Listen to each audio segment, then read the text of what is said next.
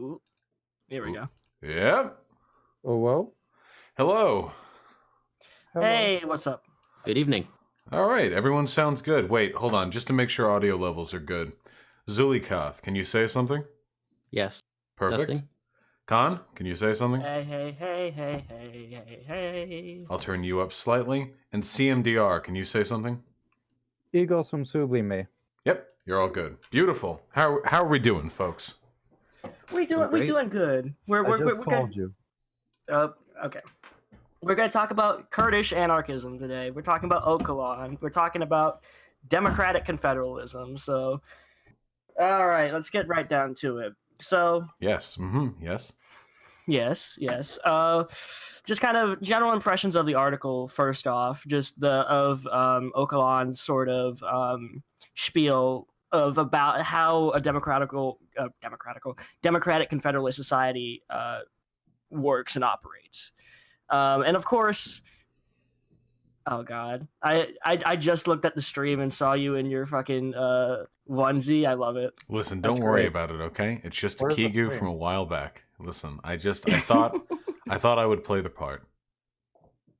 Oh my god. Yeah.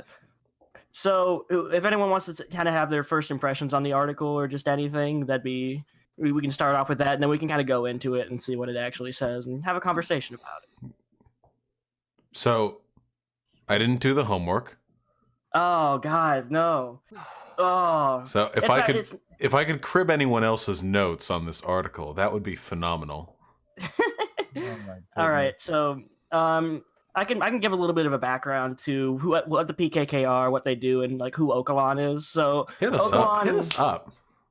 Yeah, let's do it. So Ocalan is the leader of the PKK, of course, and he in the 70s and 80s was the PKK kind of started out as this Marxist foundation and really kind of more led towards anarchism as it went along. Like it started out very authoritarian left and then started to go more libertarian right. Our essay that we read today, which is just democratic confederalism, it's kind of like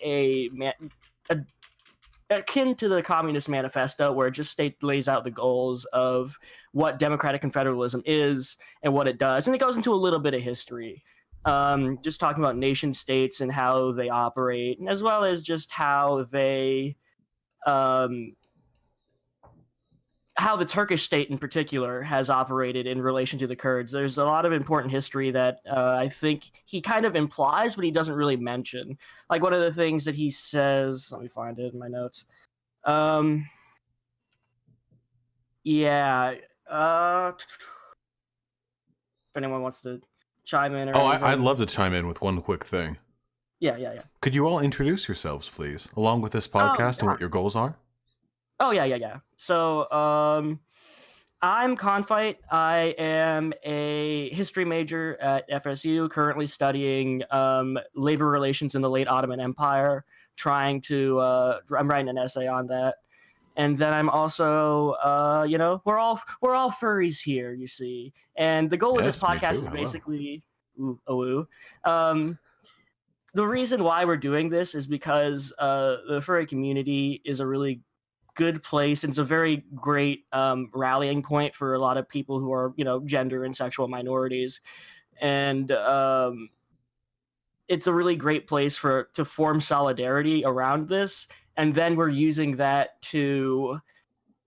trying to use the furry community as a jumping off point to fight for the people in the community. Basically, we think the best way to do that is through anarchism and doing this podcast. We're basically reading theory, and we're breaking it down for the working class.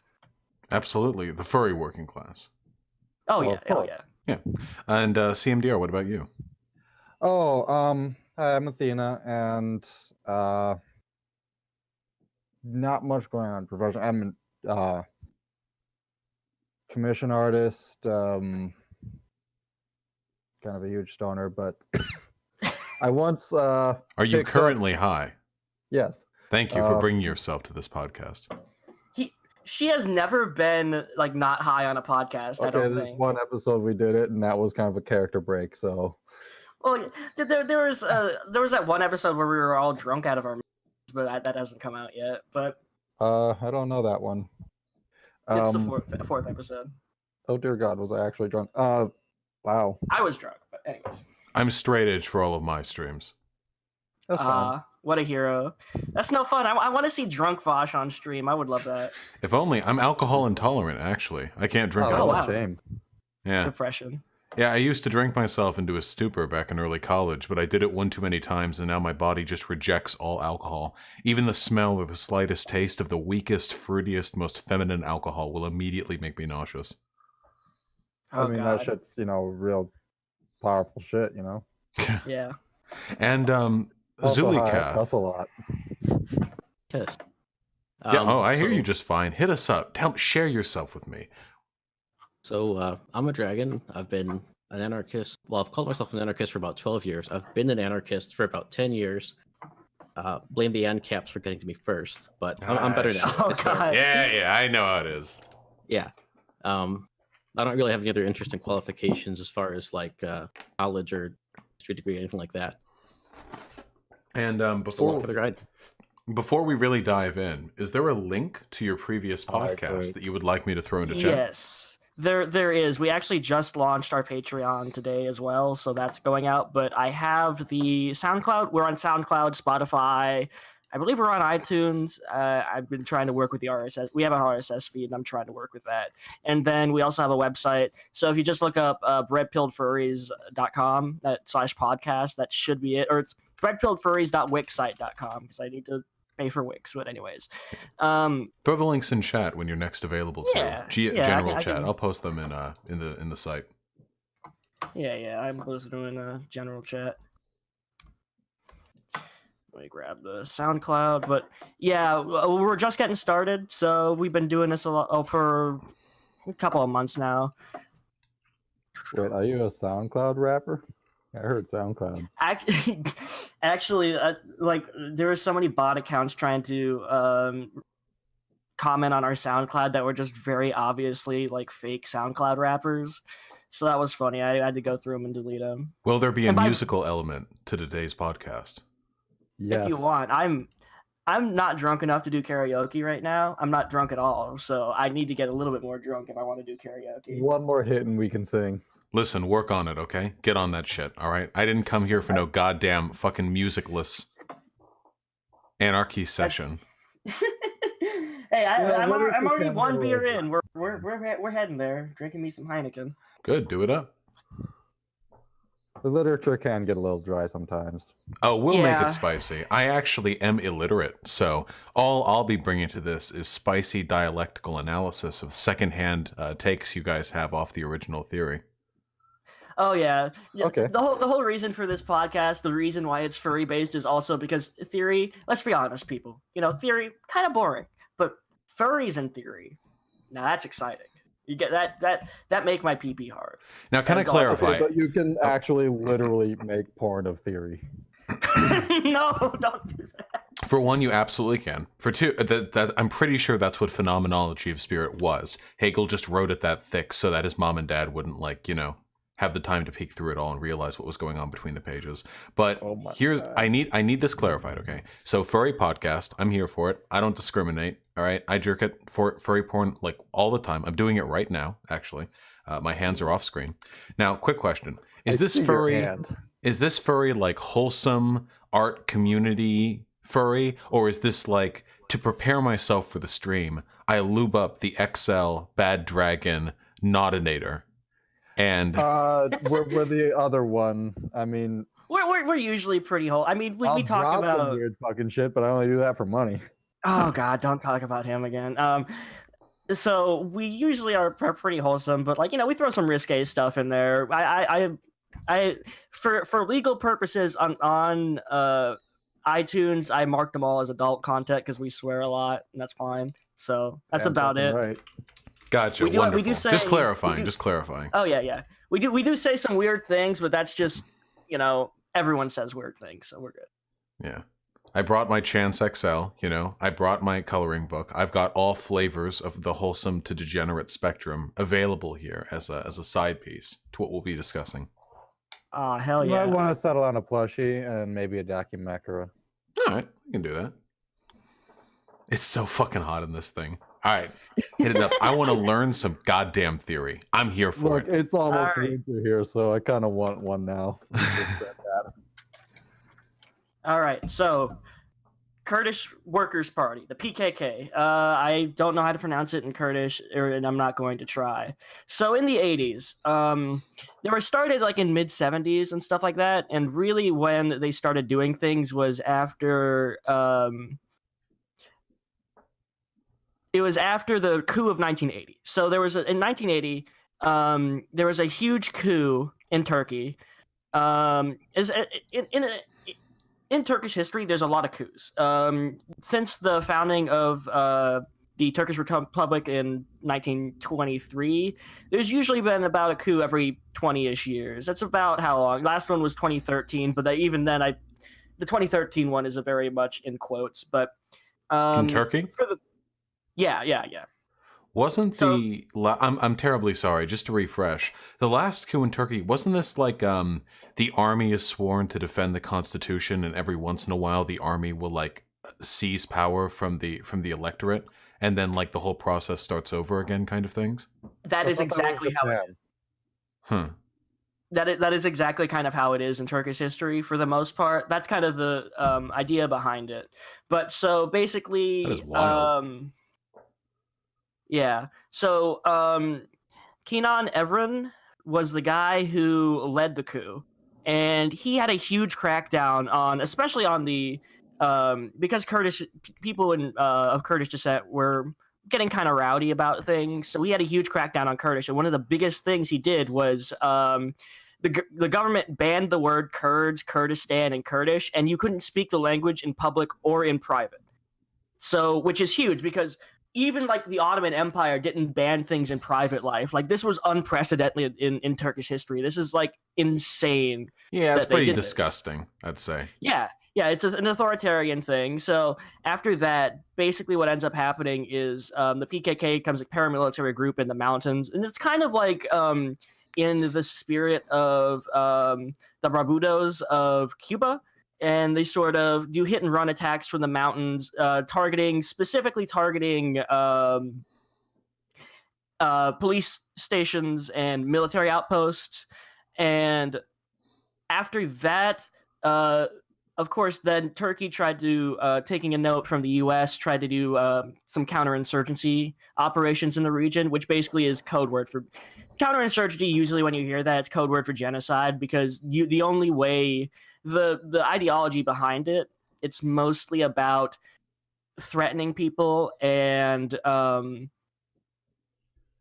making it so that it is unlivable in the region, or it's at least you can't like they make it so that you can't harbor people. They don't like it. Like if you show any sort of support for the PKK, they'll just kill you. Well, That's what they typically, want. like that's kind of what happens with any ethnic independence movement, right? The problem, the sentiment the government is trying to crack down on isn't the militaristic wing of that movement, it's the movement itself. And the best way to crack down on ethnic independence is to crack down on the ethnicity itself. So invariably, any anti-terrorist action against the more radical cells of an ethnic independence movement are going to come across against that entire ethnic group. Wouldn't you agree? Oh yeah, Well, yeah. that's how it's going to be an execution, but they're never going to present it that way. Yeah. I would say it is, to use the academic nomenclature, rather cringe of Erdogan. Erdogan's a whole thing. That's we'll get to Erdogan. It's pretty And cringe, I would say. The entire AKP pretty cringe. That's all I gotta say. Yeah. You But- kids and your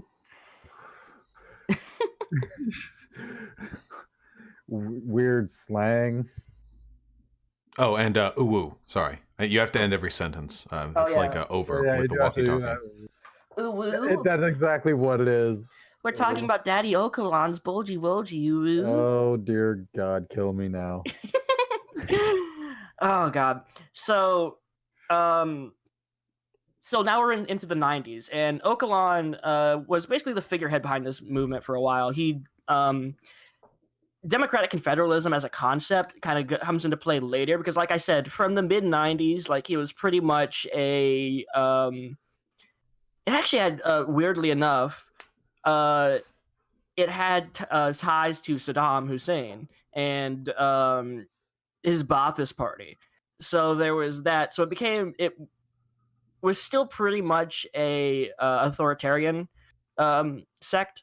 And then once you start getting to the 90s, Ocalan gets captured in 1999, and there's basically they know that they can't kill him, so they make him try to say that he was sentenced to death, but he actually was commuted to life in prison. So they wanted to kill him, but they couldn't because Turkey was seeking entry to the EU. It seemed bad to kill a huge politician, just for going against the state. So they didn't like that. It's kind of similar to the Luna Livre situation, right? Sometimes a person has so much popular support that even if you were going to kill off their subordinates, killing them would probably spark an uprising. Oh yeah, especially in the Kurdish regions. Also, for a little bit of a geography lesson, if you're wondering like where quote unquote Kurdistan is, it's pretty much around the southern Anatolia into Syria and into Iraq a little bit. So it's that kind of area. And yeah. So let me look. I'm glad, all things told, glad I was born in America. A lot less complicated here, you know, in terms of whether or not I'm going to die tomorrow. Well, it really depends on the... Because I'm white. See, I needed that qualifier. Oh, yeah. Yeah, I was about to say, I was like, So, I'm sorry, listen. I forgot the qualifier, okay? Very important. A lot of people tomorrow. Yeah. The other parts of the world can be kind of fucked. I'm just... for as much of I hate dumb centrism, at least we don't have massive amounts of violence, I guess. But... don't we? I mean, for a first world country, we've got a pretty... Well, there's gun violence. Do we have any... I'm sorry. Are there any Second Amendment haters in this call? Disgusting. Yo, what up? I am a huge... Listen, I live and die, all right? I was born with a silver Glock in my mouth. I am 100%... I am a constitutionalist when it comes to the Second and First Amendment. I have so many knives. It is... But there is a kind of sobriety to it, though. It's the exporting of violence. America is, like overseas, a purveyor of terrorism and terror and fascist regimes. Domestically, we have that mentality, that over there thing we've been pushing since World War II. No, yeah, exactly. It's remarkable, and America, of course, has its problems. I mean, I talk about them all the time. It'd be idiotic to suggest otherwise. But it's interesting how well we've managed to shuffle off the invariable consequences of like neoliberal globalism and all of the violence that's needed to keep that system in order to the rest of the world. It's almost like literally like commodity, like fetish. It's been fetishized in that way, where it's removed from, especially in the public eye. I literally got into an argument with my family today because my uncle works at Raytheon, and I talked to him about it, and I was like, he got like some award or something. And I was like, oh yeah. Cool. Great. Yeah, I was like, oh, that's cool. But I still don't really like Raytheon. And he's just like, how dare you say I work for an unethical company or something? Nephew, look, this is the trophy they gave me, hewn from the bones of Afghan children. What do you mean you don't like it? I was so tempted to just go off on him, but I was like, I really let him down easy. And then I had other people where it's like, if we weren't for Raytheon, you wouldn't be able to have this free speech right now because they're defending our freedom. And I was like, is this... From what? Have we ever guys, had... to chat, Raytheon is a military corporation. Like they're a military they're an arms provider. Thanks. Specifically, they sell arms to Saudi Arabia. They sell guided munitions a lot, and like This literally is called war profiteering.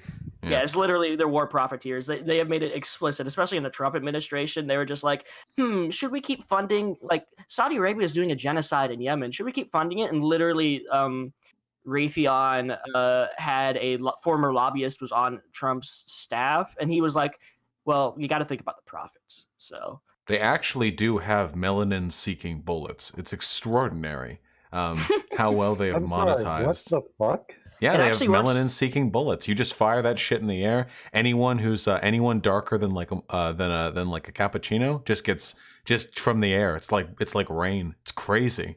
I mean, the younger they are, it's the better it works. That's the dumbest fucking thing I've ever heard. It was clearly That's a joke. just good. I was like, I'm sorry. It is not far out there enough. To Yeah, just you be don't know. ridiculous. That's It's like the one of thing. those- You don't know. It's just one of those things like, oh my god, this is a fucking stupid nightmare. In knowing the in 2 years, you don't know. You have no idea what they're going to do. Knowing the fucking Exactly. CIA, I did not put it past him that came up in some meeting in like some dark alley. No, it's just like, this is really too stupid to be a thing, but we are living in enough of a nightmare for this to also be a thing. I It's mean, not that they don't that's want the to. They just haven't figured it out yet. Yeah, they're just waiting on that tech. That's one of the big things with 23andMe, right? That's what everyone's worried about. We gave a private corporation almost complete understanding of the genetic ancestry of most people in the developed world, and like an understanding of how it ties to geography and the actual specific DNA samples of a bunch of people. Who knows what And kind we of wild paid shit. them. We gave them take that $200 per kit. But I wanted to see if I was like But hey, 1% someone Native found out how- American. But you know, something good came of it because we are really in a cyberpunk era when someone hacks that shit with CRISPR. Oh god, don't talk. We talk about CRISPR. We CRISPR need will. post-birth Well, CRISPR. It'd be like revolving license plates in your car, you know? Like, oh Look, shit, my genome's different. You can't track me anymore, you know? Okay, legitimate. Well, no, at the I would same time, love you're that not- Yeah, that'd personally. be fucking sick. You guys aren't thinking big enough. With That's like CRISPR, we can HRT. become our personas. But We that- can be the furries we were always meant to be with CRISPR. But that's not gonna How- work. My persona's a fucking robot. My perspective on what animal parts I would like to integrate with my body is well known, dear. well publicized, and need not repeating. I will I Okay, will So I'm the first-time audience surrogate here who doesn't know what you're talking about Listen. and therefore needs it to be repeated. listen, I love This is the I exposition love scene. horse dick, okay? I think that's some top shit, all right? I don't care horse body, whatever. Horses are stupid. Listen. I'm just talking about the meat. And I have to say, There's no such thing as horses. by the way, true. I have to say, by the way, That's The- woke. I'm pretty sure. I'm sure we all know this in retrospect. I'm pretty sure 90% of the sales for 23andMe were white people trying to see if they could say the N-word. True or Oh false? my Tell me I'm wrong. Tell me I'm wrong. Oh god. Oh, did you see that clip of Lindsey Graham going on Fox and Friends talking about 23andMe? Oh no, I didn't. Uh, What that dumb bitch say? He said he was talking about, like, at the end of the clip, he's like, well, maybe I'm Iranian, but not one of them Ayatollah people, you know, the good Iranians.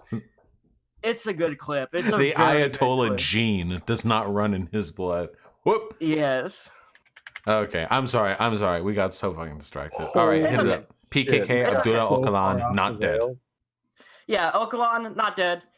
He's very much alive. He wrote this article in 2011, and sort of we saw after his imprisonment, we saw like a huge shift of the PKK towards more anarchism, and so he writes this article in 2011, and then then the YPG goes on to implement it in Rojava as a good anarchist experiment. So that's kind of some of the history behind it. We can go further into how it ties into Kurdish and Turkish history. There's a lot to go. There's a lot to unpack. Like, I've taken like 3 classes in this subject, and I still don't know everything. So it really goes back to so going into the article, we're talking about the nation state. Mhm. And he kind of begins with that and talking about what the nation state is and how it kind of operates. And from the perspective of a Turkish historian, the biggest thing to note here is that most of the problems in the region today can we trace back to at least between Kurdish and Turkish, as well as Armenian and other minorities. There's Greek minorities as well.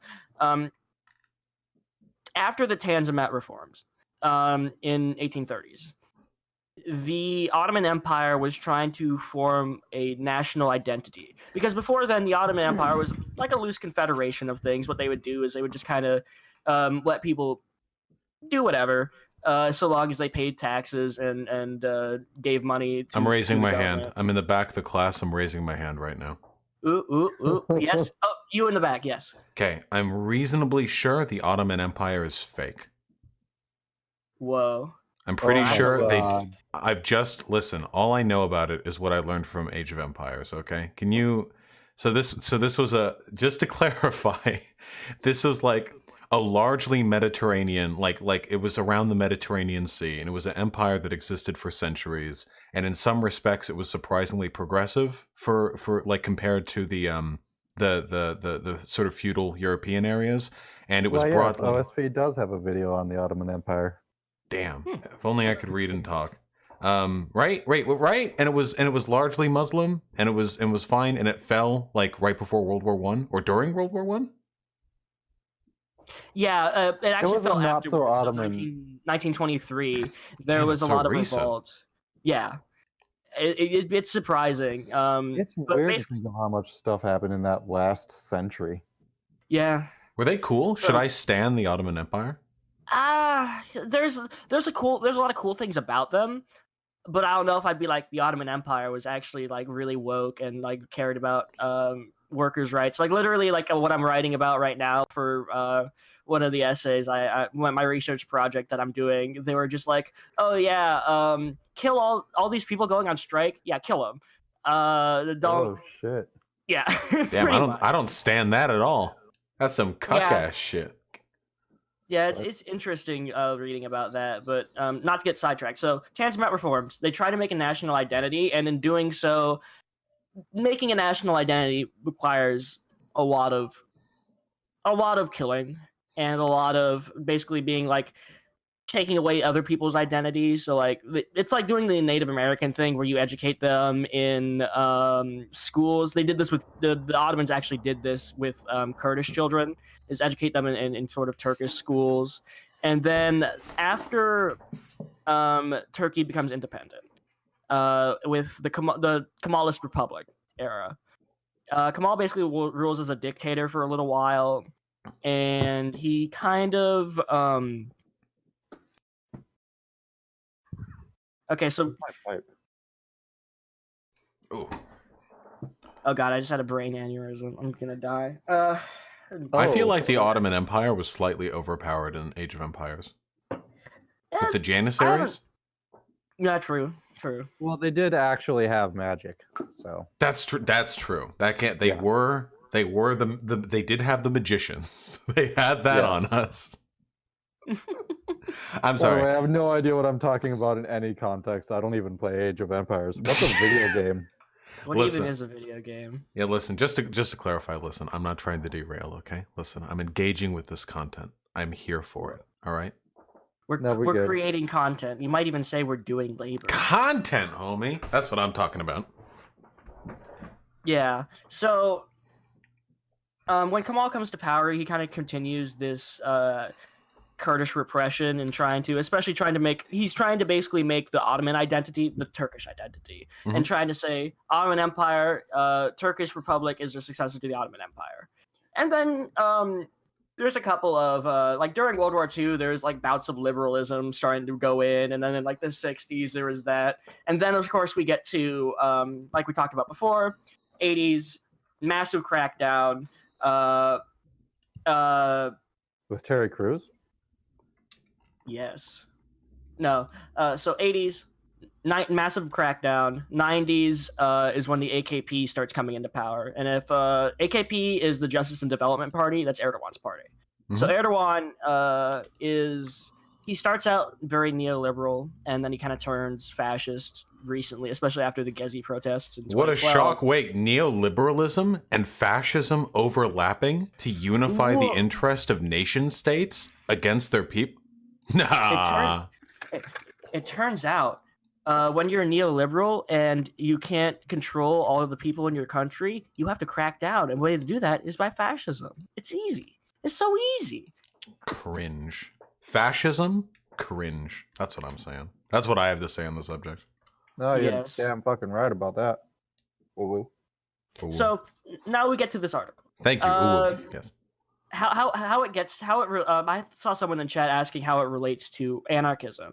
So democratic confederalism as an ideology was kind of made up by Ocalan while he's in exile. He's in exile on some island. He's basically like Napoleon at this point.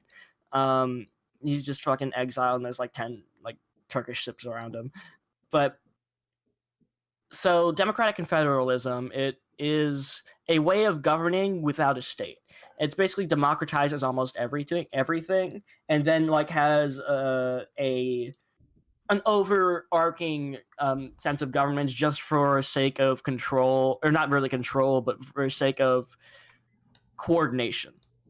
So it's kind of like going up from, you have people at the community level, and then you have people at the you have, it's kind of like a layer cake.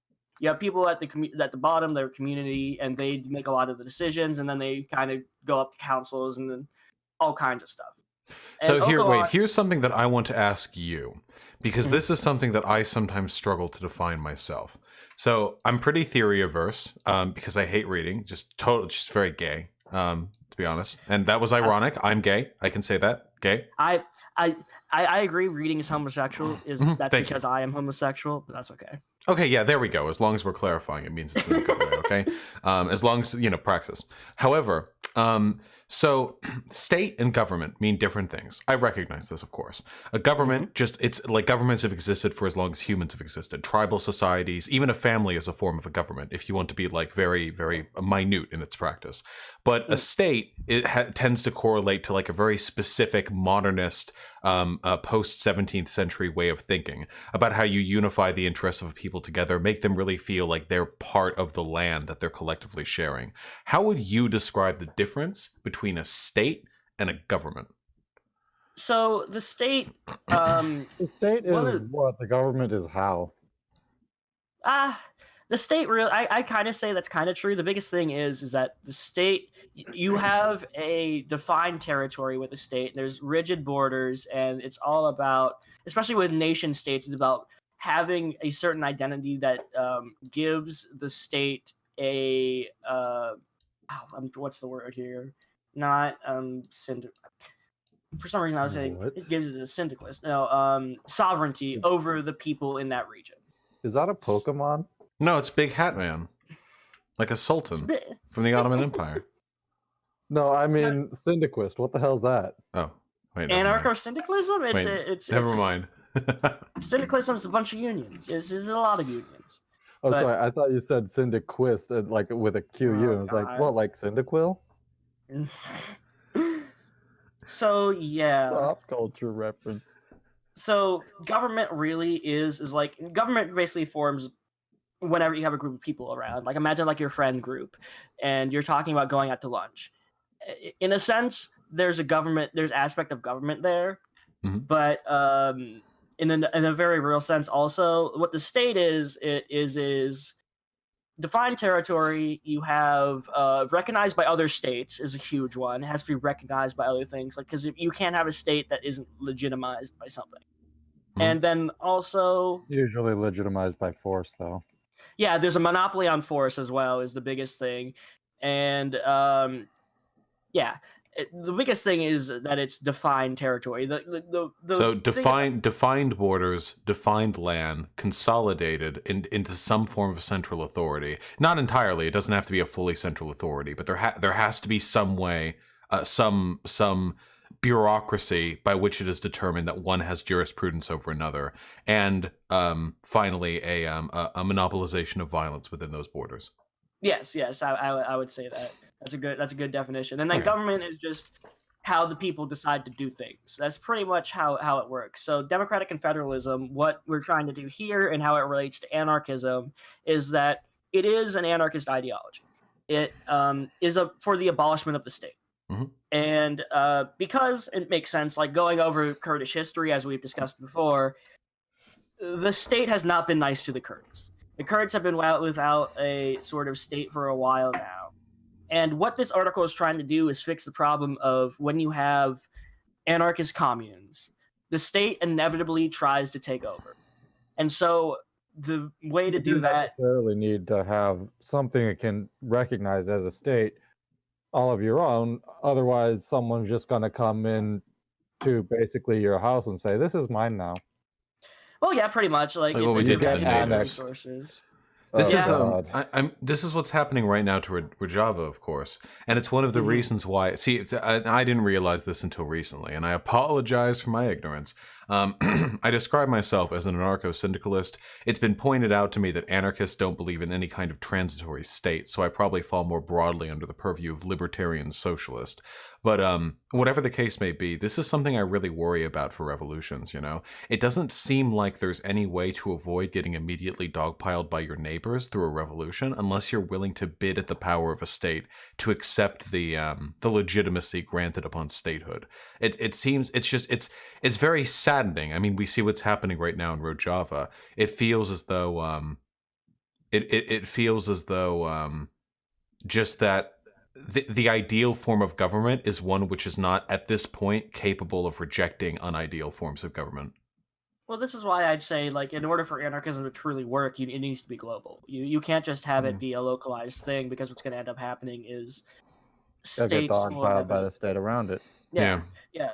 I mean, That's one why possible solution is to become militarily powerful enough to fend off these people, at least for a little while, long enough to get them to, fucking give up. But I mean, the issue is that states have the most powerful militaries in all of history. Like, compared to like really earlier times and like kingdoms, medieval kingdoms like that, states' military power is huge. Yeah, We have never completely seen unrivaled anything in like the it. world. Yeah, completely unrivaled. It's very hard to. You can try to do an insurgency, and if we look to South America and sort of what they were trying to do with a lot of there's actually anarchism in South America is very, very interesting. It kind of goes into just of course, going into counterinsurgency, how the state fights an ideology. Basically, how does the state fight something that it finds distasteful? And you can see that a lot in South American anarchism, specifically like in Guatemala and in El Salvador, of course, with the Sandinistas. You can kind of see the issues where the state's not looking to win in these sort of things. Counterinsurgency is not about, quote unquote, winning the battle.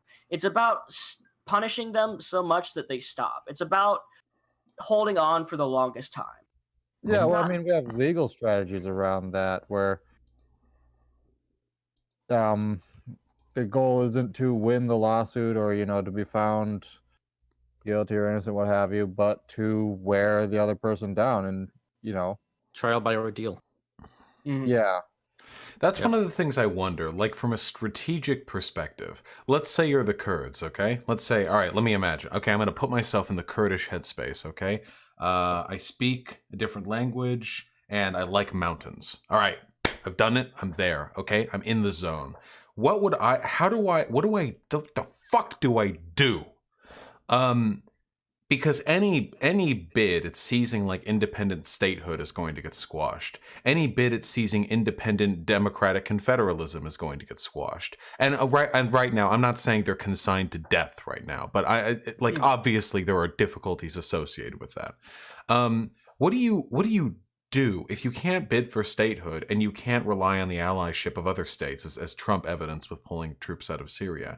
Do you think there's a way to I'm sorry, we only call him the Tangerine. I got you. My apologies. I'll Orange use Man. proper Bad. language. Orange Man. Bad? Bad. Correct. Bad.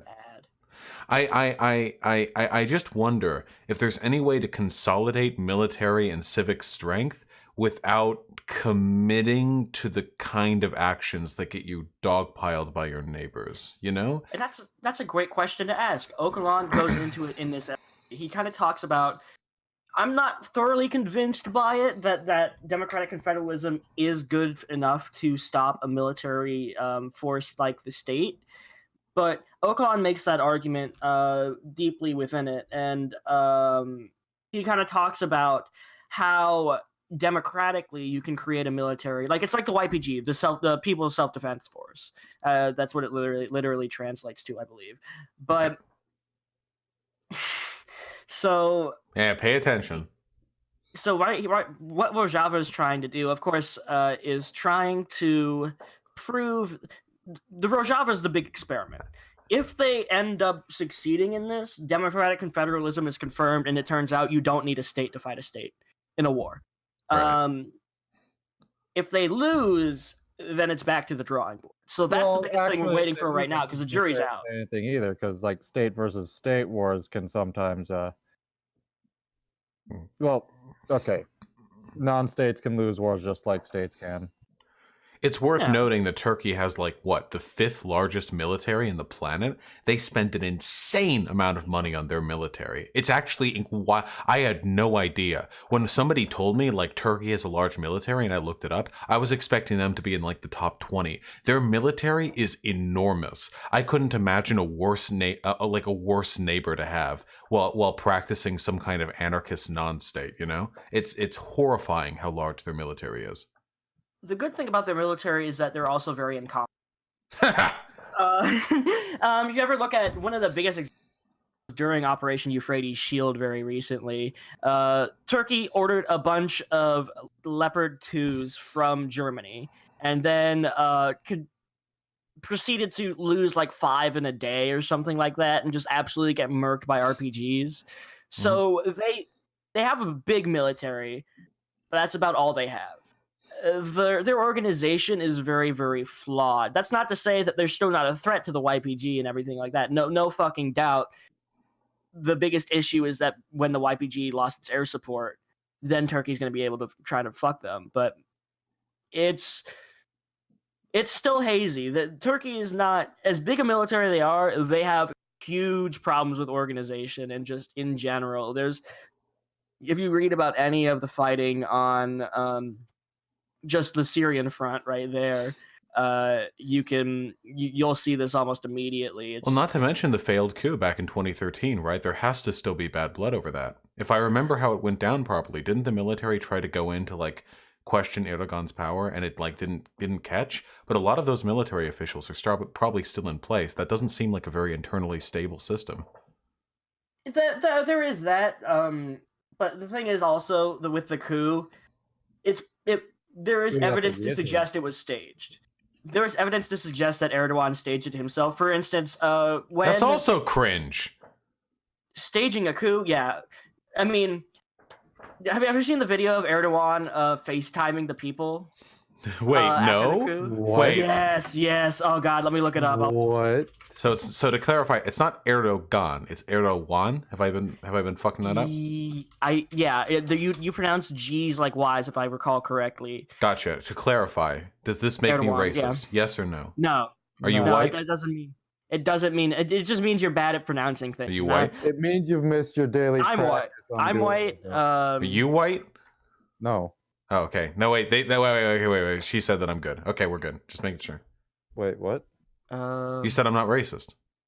Yeah, no. Nice. Cool. Validation. I've never done anything racist in my life.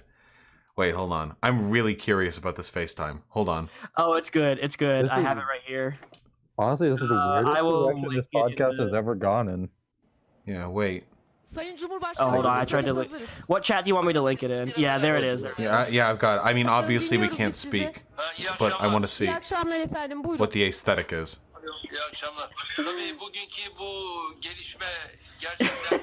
It's such a boomer moment. This is so weird. Why are they doing it like that? Because they don't know how to work with technology. Look at her phone. Her phone's nearly dead. Look at it. It's at like 2%. You can see the bar up there. I didn't even see that. Oh my God, that's so good. This entire thing could have died. This could have gone this could have actually gone worse. Imagine being a fascist and staging a coup and reaching out to your people using a FaceTime that you call a journalist who presents it on the media, and then that FaceTime dies because she didn't charge her phone. Turkish state media, by the way. I believe this is Turkish state media here. Yeah. So what ended up happening was one of the biggest like red flags about this was. So the military bombed the parliament building, but weirdly, no one was in the parliament building. So nothing happened. Like no high-ranking officials were killed. Like Erdogan wasn't there, or anything like that. So it leads us to believe that something was going on. And of course, Erdogan. The state of excuse is also fucking hilarious because Erdogan just blamed it on the Gulenists, and Gulen is this guy who was friends with Erdogan for a while, and then they kind of had a falling out, um, fake friends and all, and Gulen lives in Pennsylvania now and is trying to start like a bunch of Muslim fundamentalist schools. So Gulen is in no position to do that. He was literally just trying to. Erdogan was just literally trying to take a pot shot at someone he didn't like. So there's that. All right. Oh, is Turkey Sunni or Shiite? They're Sunni. Okay, gotcha. So that means they have tensions with Iran, correct? Yeah, they don't really talk a whole lot about. So Erdogan with the rise of the AKP has been trying to. He's done a lot more with Iran. Turkey, for the most part, remained after the Kemalist Republic. Remained quote unquote secular. It's secular in this, even like in the sense of like the United States, where it's like they're secular. We are secular, but religious fundamentalists have a huge stranglehold on our. It's kind of the same thing in Turkey, where they were quote unquote secular, but there was a lot of Sunni domination of the government. You mean like the United States, where fundamentalist Christian voters like have a massive fucking weight on what our policy is, even though we're ostensibly It's one of the major it's because they're trying to tie it to their identity. Ocalan goes into about how nationalism basically replaced religion as a way to form a state, and he kind of discusses that a little bit. And it's weird. Yeah. Religion has become a tool of the state. That's how it works. That's how it be. But so he discusses kind of how the nation state went from going from feudalism, where you had a monarch where it was like, oh yes, I'm in power because God willed it. Now it's because of, well, this person represents the nation and represents, someone in chat just said Judeo-Christian values. It's exactly right. Very nice, spot on. But that's kind of how it is. And so with the founding of the Republic, they were quote unquote secular for the longest time, but they of course did a lot of things. They changed the whole language after the Republic. They like the language that you see now with all those weird letters and stuff like that. It used to be written like in Arabic script, and then they literally just changed it and said, "All right, make sure everyone learns this." Okay. Wait, did they make a Turkey specific set of characters? Kind of. That's really weird. No, yeah. So like, one of the things is they used phonetic characters, and they look like much more like a Western language. But old Ottoman looks more Arabic, and then like just Turkish looks like a lot of like Eastern European languages now, which is bizarre.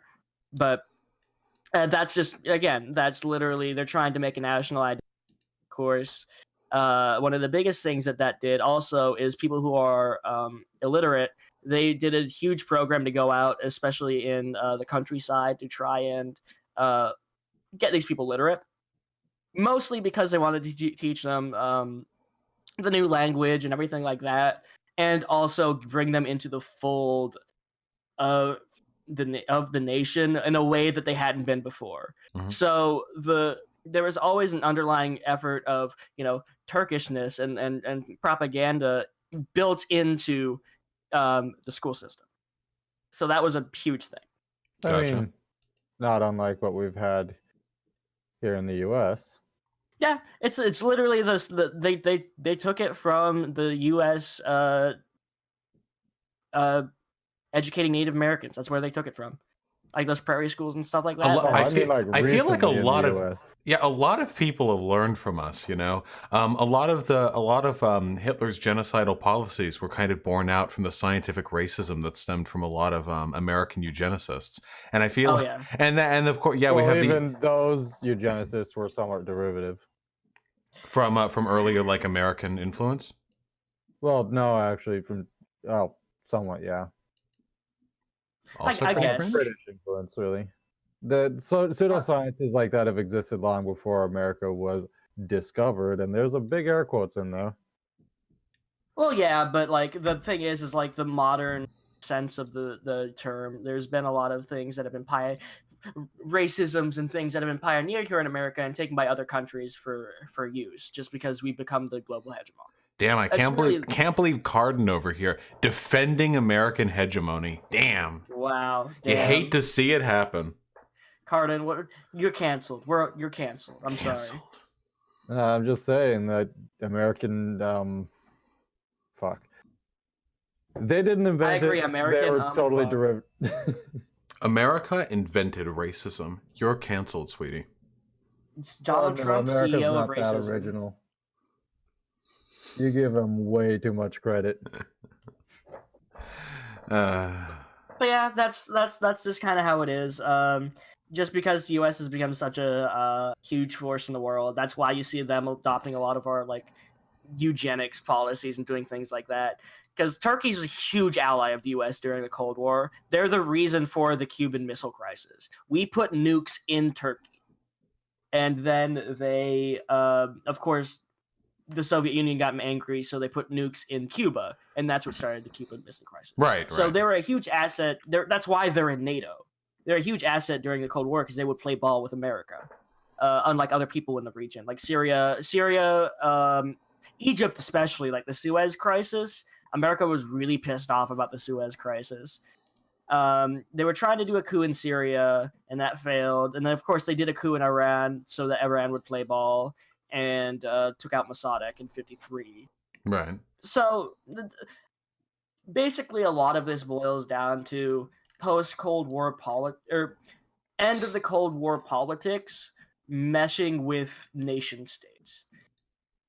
And let me see if I can find here. One of the biggest things that he also talks about here in Democratic Confederalism, he talks also, it's fairly progressive. He talks about sexism. He talks about all kinds of things because of the nature of the Middle East in general, because there's a lot of conservative theocracies in the Middle East. And there's a lot of also dictatorships and stuff like that. But it's one of the things where he's talking about why you see even like one of the biggest problems here, even in the West, there's almost like a fetishization of like Kurdish YPG women fighters, because it's like, oh yeah, it's so progressive, they're women fighting, but it's full like the undertext of that is like mostly US imperialism, because it's like, oh yeah, we got to support them and then we got to free them. We got to give them freedom. I mean, honestly, like, Rojava probably knew like the risks that they were accepting when they started to work with the U.S. in that area, right? Not that they had a huge choice because they needed the arms and support and everything. And I'm glad they took that option. You know, things might have worked out a lot better for them if it weren't for Donald Drumpf's withdrawing of troops. But I feel like that PR can be good though, right? I mean, even now there are Republicans who are angry of us pulling out and abandoning the Kurds. Fuck optics and respectability politics. Well, it's not respectability politics. It's getting people from the world's most powerful imperialist nation to think that you're not worth bombing to death. I think it's something, especially it's a political move. Well, it's just they're playing a game of politics, and that's how they. And that's a dirty fucking game. It's marketable too, because you have all those pictures, all the cute like fucking Kurd girls, you know, lined up in their military outfits. I saw so many pictures of that back a few months ago before. Yeah. It's just a little bit. It's just something to think about because they're probably dead now.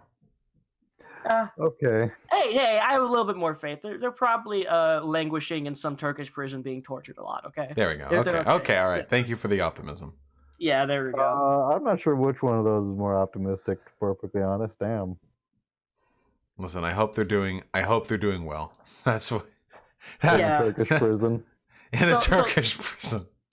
In the end, basically, really what democratic confederalism is and what he argues paper is essentially a system wherein it's multicultural and multi-ethnic. Like he goes into later in the piece talking about all the different kind of minorities in the region. Like he even talks about like how a lot of Israel's problems would be solved with confederalism. And I think there's a little bit of stuff I disagree with that, because one of the biggest things is that in Israel there's a lot. It's an ethno state, and it's more about people always talk about the Jews and whatnot, but there's a hierarchy. Oh no. People who are there's a hierarchy of power because there's Ashkenazi, the first Zionists, and they were trying to colonize that area for oh god. No, just listen. No, it's just hey, Israel's an ethno state. It's time to talk about the Jews. Now, let's name the types. There are Ashkenazi. Here's their skull shape.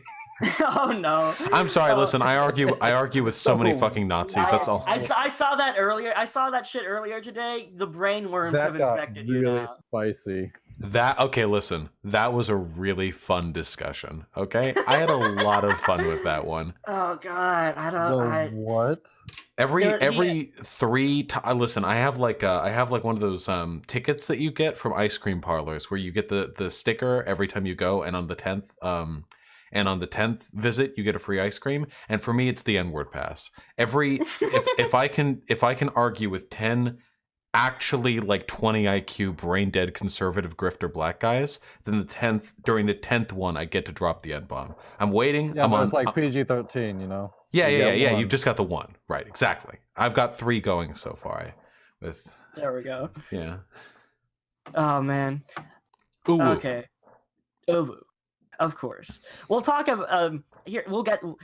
For all of you who have been anxiously waiting in chat, talking about when are they going to get to furries, we'll get to anarchism and furries here in a minute.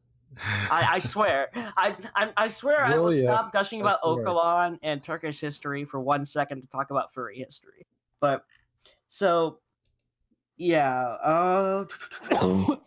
Just trying to look at my notes. So one of the things, like, he talks about having the Israelis kind of be brought into the fold in a democratic Confederalist way, but I think he's a little bit naive in this regard, because one of the biggest issues is, like, he talks about how he kind of falls into the trap of, well, Israel's the only democracy in the Middle East, and it's like, excuse me, they're not really a democracy in that sense, because there is a class hierarchy. Ashkenazi Jews are seen as much better. Anyone who's not Ashkenazi or like white passing is seen as inferior.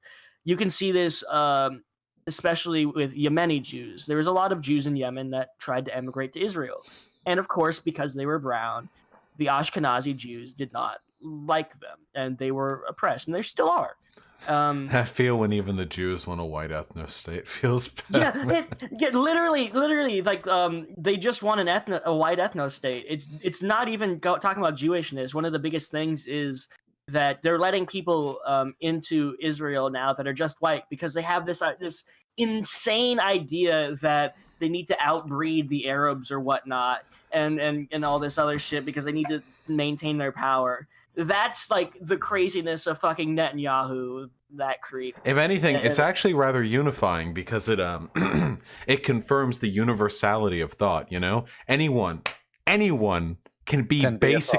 Yeah, anyone can be a white nationalist or be basically a neo-Nazi. It doesn't matter if you're Jewish. It doesn't matter if you built the Jewish homeland in response to the Holocaust. It doesn't matter. Listen, we are unified in our collective ability to develop Nazi brainworms. It is phenomenal. Just multi-ethnic ethno state. Exactly. That's what I'm talking about. I want a multi-ethnic ethno state. Get the aliens out of here.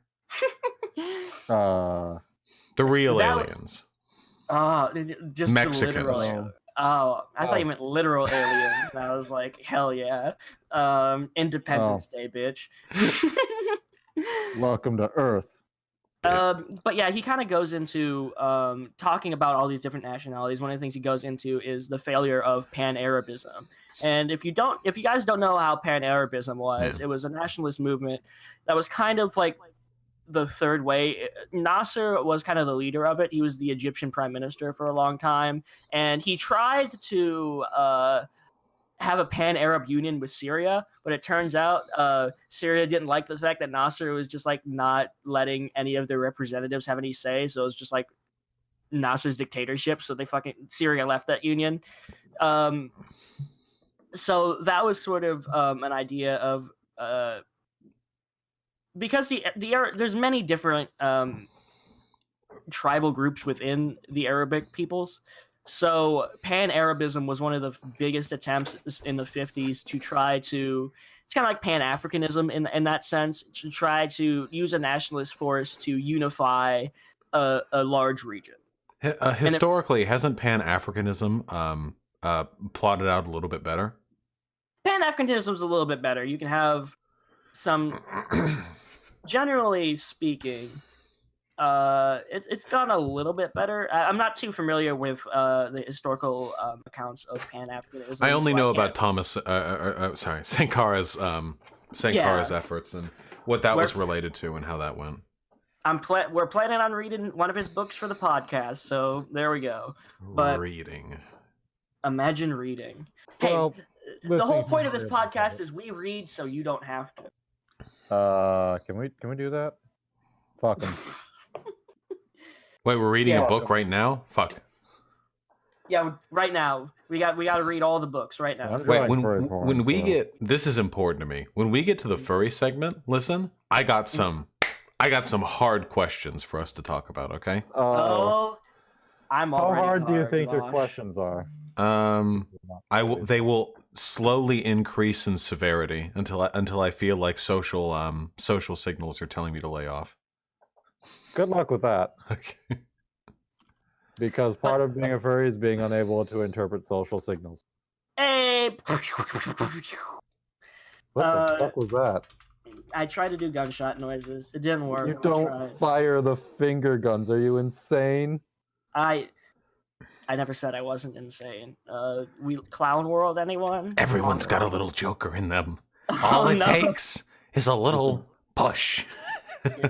You want to hear a joke? Dance on the right steps. I'm sorry. Okay, wait. I'm sorry. I'm back. Hello. It was his laugh. We're having a good time. We're having a good time. We're going way off topic. This is what makes a podcast good. You never listen to the Chapo episodes where everything's boring. It's always when they go off topic when it gets good. I want to talk about Pan-Arab furries. Do you want to know how this 11-inch bad dragon dildo got in my ass? My father Bad dragon was a madman. Oh God. Okay. Oh God. I'm sorry. Yes, I have a question. Hands raised. Why do you know the dimensions? Well, wait. You don't methodically count the inches as like a high score table? Okay, here's the thing: wait, you can feel the inches from inside. How? I have a little permanent marker like ticks, like a ruler in the inside of my lower intestine. Nice. Okay. How? What? He's That being mechanically doesn't work. No, it absolutely does. Listen, it's very wait, hold on. This is very simple, okay? I care a lot about this. I'm very deeply passionate about this, okay? We're debuting this topic right now, okay? All you have to do, okay, is you have to use a compass, the kind that you use in school to draw circles. You've got like the sharp point that you in the paper, and then you program. Okay, all you have to do, okay, is you have to mark off inches on the length of it, and then you insert it into your rectum and prick the inside of your body every inch. So then when you're using so you a can feel it go dildo across the scar. Yeah, and then when you use a dildo, you think like, okay, 1 prick of pain, 2 prick of pain, 5 pricks of pain, and each one denotes an inch because you're agitating the previous injury. It's a very effective way. There we go. I hate this. Hold on. I'm gonna be right back. I need to use the restroom, but we've had a good talk. This is going longer than our usual podcasts go. We usually like to keep it around an hour, but God. I still got a lot of Democratic Confederalism to do. I like these more free-form discussions anyways. So plus it helps with the fact that like I'm not gonna be editing all this, and I don't have to take out how many times Cardin hits a bong. I haven't done it yet. You have not. I have literally been able to, in Audacity, identify when she hits a bong by like the look of the sound waves. It's like the Matrix. You just see everyone else just sees green numbers. You just see blonde, brunette, redhead, bong hit. You know. There we go. There we go. Yeah. Wait. When you get back, I got the hard ass. Okay, we have to talk about my questions on furry democratic confederalism. Okay, this is very important. Yeah. Okay. Zulu Yeah, I bet he's Kathy. gonna miss that one. Yeah, it's fucking rush on over. Let them blast the piss out. Get it over with as quickly as possible. Zulu Kathy, you feeling all right? Yeah. Hell yeah. That's what I'm talking about. How do you feel about democratic confederalism? It looks pretty neat. That's what I'm talking about. I've Fuck had yes. Sexy. The wording in the whole document is a bit different than what I'm used to, like vocabulary wise. So I've had to do a bit of thinking over it. I kind of wish I'd read this, like a month ago before talking about it instead of a day, because it needs time to mull over. Yeah, sorry. I think my presence here kind of shot any possibility of there being a serious discussion of the contents of the article. So I apologize for that. That's actually really relieving because I was like all serious and shit, and it was like, oh shit, we're getting involved with another podcaster, and we're reading this new essay. What the hell's going? We're doing so much stuff, and it's just like, Yeah, we're doing it up. Listen, it was intense. I love the audience work too. I have way more fun chatting it up when there's folks watching. Excuse me, sorry.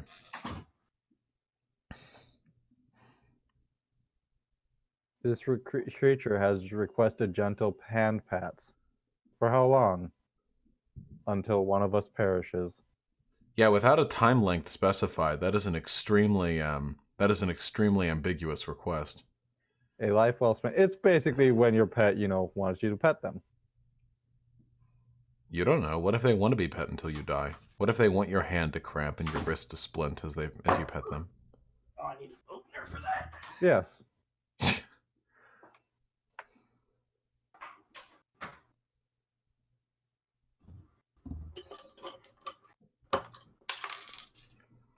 If I recall correctly, Vaush is not a furry. Okay, guys, listen. I'm not a furry. I don't even know what the fuck it means to be a furry, okay? I've had people who say they're furries, and all they do is, like, they jerk off to furry porn, and I've seen people who go in fursuits and go to cons and actually have a fursona that they draw online as a representation of their own person. So there's such a broad spectrum. You could literally just have any one thing that qualifies you as a furry.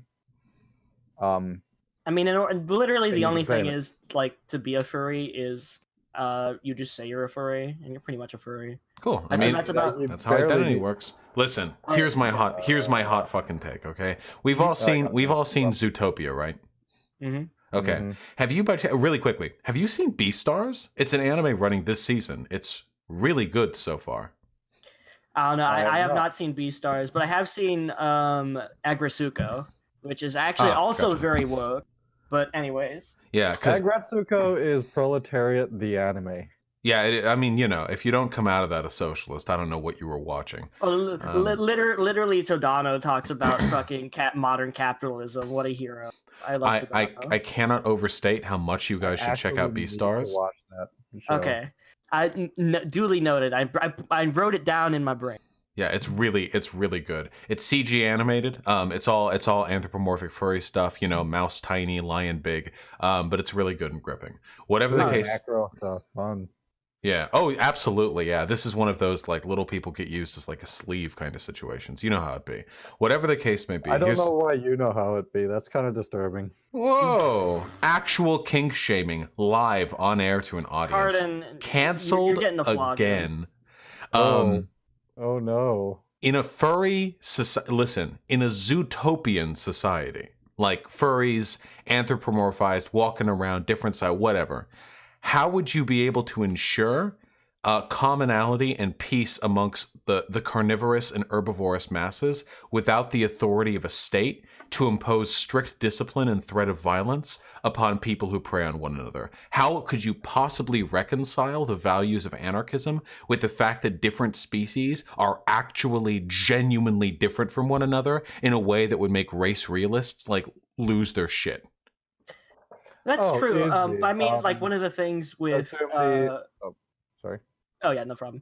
One of the things with like Judy, like for instance, that whole movie is all about trying to break down like stereotypes, really, because Judy's, she's small and she is a rabbit hanging out with a lot of predators, and she proves herself because she proves herself as a cop. I mean, let's be real, Judy is a class traitor, but we won't go into that. But in a sense, one of the things is that even though there's physical differences, the social implications are still constructed.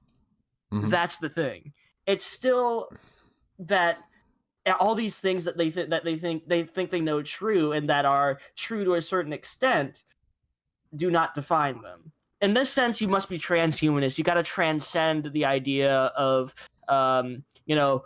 dividing people by their differences, because that's what capitalism seeks to do. Just completely divide everyone so you can market to them. That's what they want to do. They need just everyone into neat little boxes. I But want to interject real reality- quick. The fourth of us, Gecko, is in the stream call-ins. Oh, Oh, hey, Gecko. Can you bring him in? Sick. They're Phi Long United Anarchists, something. Yeah. Gotcha. Moving them over. I don't know, dude. The skull shapes are actually different for animals. Like, there's an actual hello, Phi Long or Gecko. How you doing? Oh, hey. Well, yeah, and just some species, learn better than others. Yeah, Gecko, we got a echo on your recording, so you might want to. I think I fixed it because I have the live recording open. I think I fixed it. All right, we're talking about Zootopia right now, and how it confirms race realism, I guess. Well, the only thing I mean to say is so obviously, personally, I'm committed to equality as a principle, even if it was. Even if we're doing hypotheticals.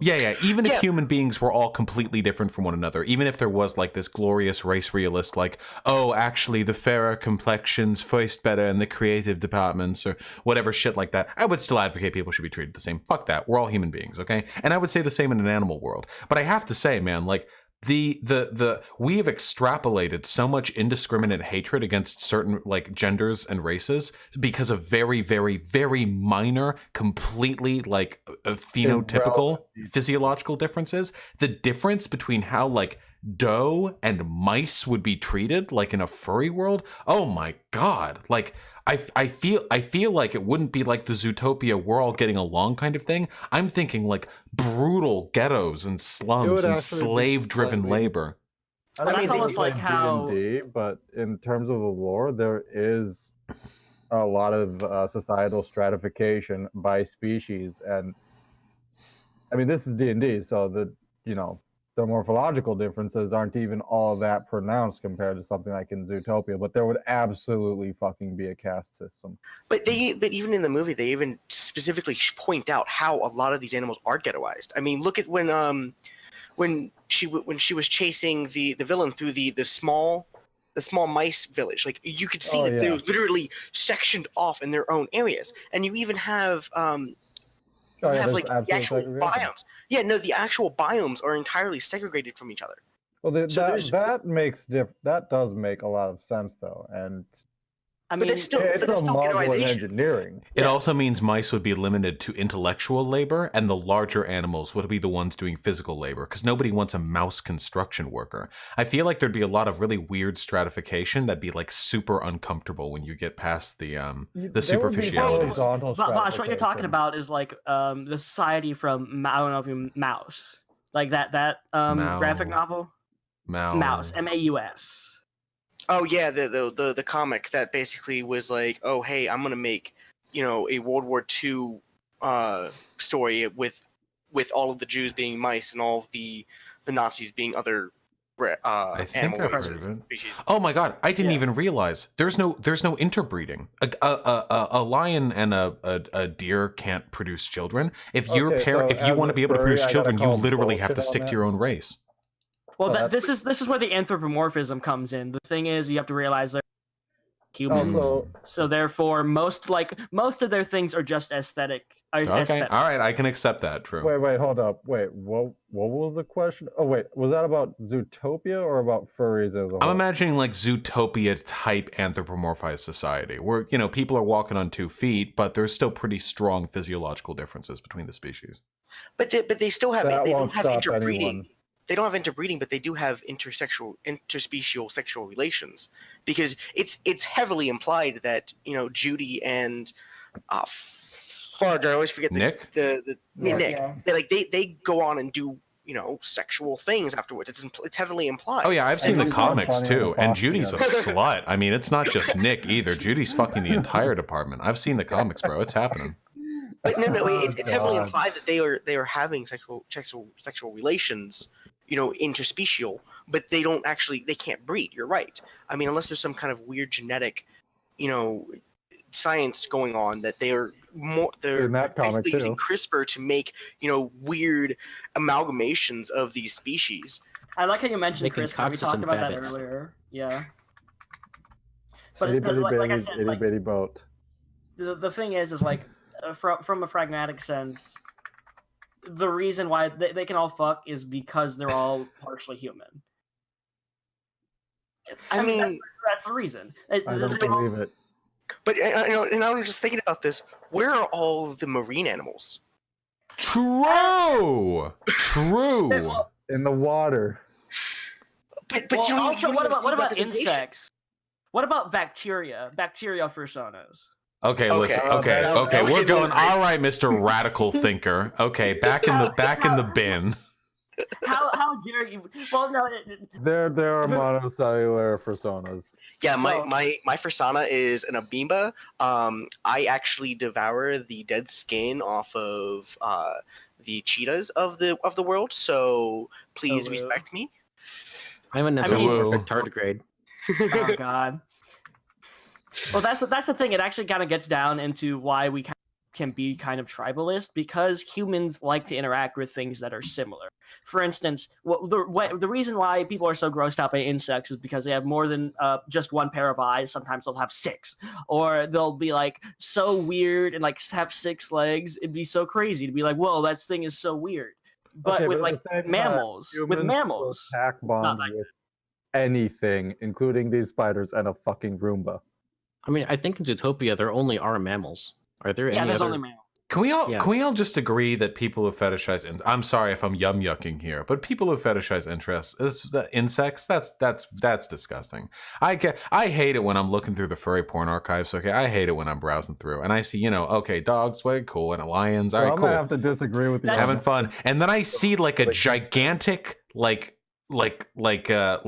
caterpillar or like cricket, and I'm like, what? Exactly. Are It's we- because Okay, No, so but I'm wait, gonna have to because we disagree can't with you on associate that it. one But wait, because imagine the kinky shit you can do with a spider's web hole. True. I mean, it's basically an extra pussy. If you're in the I mean, bondage that role is play the and you're a most spider, oh cursed man. thing you've ever said. fucking I think the worst part about this is my parents will eventually listen to this. Well, the funny part is spiders are probably the most fetishized insects. Spider girls, like when they have the Whoa. big abdomen, but then like the human torso and the big boobies and stuff. This is a fairly common like furry-esque trope there. That's a bit of an anime thing. But also, True, yeah. Vaush, spiders are not insects; they're arachnids. True. Vaush, Yeah, this they're is not arachnid erasure. How dare you? True. Zilla. According to a poll, 1/3 of the people in my chat are bug fuckers. Hey, solidarity with the bug fuckers. As long as it's consensual, okay? I don't know. Bingo. Yeah, Harkness test, right? Actually, that's the most important thing about the furry fandom you're gonna need to know is the Harkness test. Yeah. Well, the thing is, please. like the furry fandom does bring up like there are issues of like consent where it's like, oh man, I'm gonna go fuck my dog. My dog can consent, but it goes down like even further than that, because what ends up happening is people don't really fully realize like what consent is, because like with a dog, right? The dog is basically like a 5-year-old child in a sense, and 5-year-olds we all agree cannot consent. I'm Unless glad you're- we all came here ready to discuss the ethics of bestiality. Everyone get out your philosophy textbooks. We're in my realm now. Okay, I hope everyone's got 3 free hours. Vaush, I'm a giant nerd. How dare you? No, I I think live- this is one of those conversations that is generally worth having in the furry community, because like Jesus. shit's been getting really weird. Like if you've ever looked at any Furries Beware shit or like spicy furry takes, No, there's it a gets freaky. zoophile podcast. Like there's a bestiality podcast where they talk about how they're discriminated against. And I'm like, I mean, to be fair, they are. The question is But with it good justified? Yeah, it's Yeah. like Well, all right. But can we actually be real for a second and say that the only part of the furry fandom that is justifiably discriminated against are Therians. Therians. What? Oh God. Wait. Variants? Yeah. Oh my I forgot God. what those are. Wait. They're There's- otherkin. Yeah, otherkin. Oh, Of a yeah. major group. Oh, otherkin. Oh, okay. Listen. True. Otherkin rights, I guess. Hey, I don't mind them. listen. Someone said earlier in the chat intersex rights. I'm gonna say intersex rights. True. Intersex rights. Here's my hot take. Okay, recorded for publicly. Probably not a good idea to fuck animals. Yeah, probably not. The closest we can get, listen, everyone can agree on this, okay? The closest we can get to fucking animals in an ethical sense is when horse girls, you know what I'm talking about, the crazy types, the rich ones, the jockey types, ride and they just grind their crotch against the saddle, and every time it bucks, it's like the waves of pleasure course through their body. That's where we begin and end. Past that, you know, we're getting pretty dicey. Okay, so that beginning point was already very confusing. What? Horse girl. You know that one. The girls who ride horses. Yeah. You know the girls that like horses and they Wait, really. have you never met a horse girl?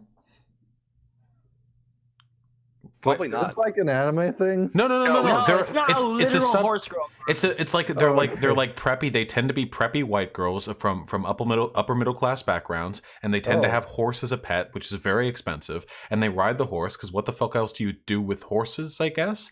And you ride the horse, and they tend to be really weirdly fixated. It's like a trope. Like if you're on Tinder and you see pictures of a girl on a horse, you swipe left on that shit because for some reason I don't know if there's like an intra horse human disease that infects the brain. Something about these people sets Hey, them wait. off. Well, they're weirdly obsessed Didn't about the you say aesthetics of some it. things about that Yeah. previously towards the beginning? I don't To not know. fuck animals? Yeah, don't fuck animals. Yeah, don't do it. I think it's fair to say that is a very good position to have to say don't fuck animals. That's the I mean, one it's thing not I've me. learned from my ethics class. Now, unless, of Don't course, fuck The animals. one lesson I took home. I'm gonna be weird. Fucking and animals ethically bad. Yeah, wait, hit it up, Card. I'm gonna have the weirdest take on this, unless they can demonstrate sapience and True. you know, understanding and all that. Basically, if it passes the hardness test, go to town. Oh, true. That's right. Whoa, if a horse started talking to me, absolutely, we're talking fair game right there. Of course. Yeah, 100%. Well, I mean, But the problem no, is, a like, 5-year-old can like, stop. speaking, like saying something, you know? 5-year-olds can that's- still talk.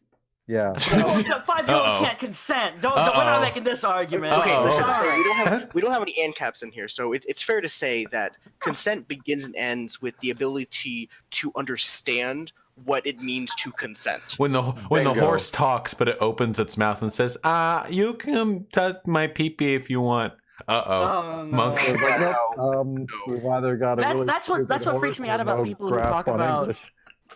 Like people who talk about how dogs can consent and stuff like that. Like they don't. Like dogs don't have the mentality to. That's Oh, the but they mounted me. They mounted. No, stop. No. Oh. They can't. They can't. Someone in chat said it. Animals can't give enthusiastic informed consent. Shiro Lin, very true. Also, Guys, I mean, think we what is broke Vaush. anything? What is anything without enthusiastic informed consent? Fucking boring. Oh, okay. Yep.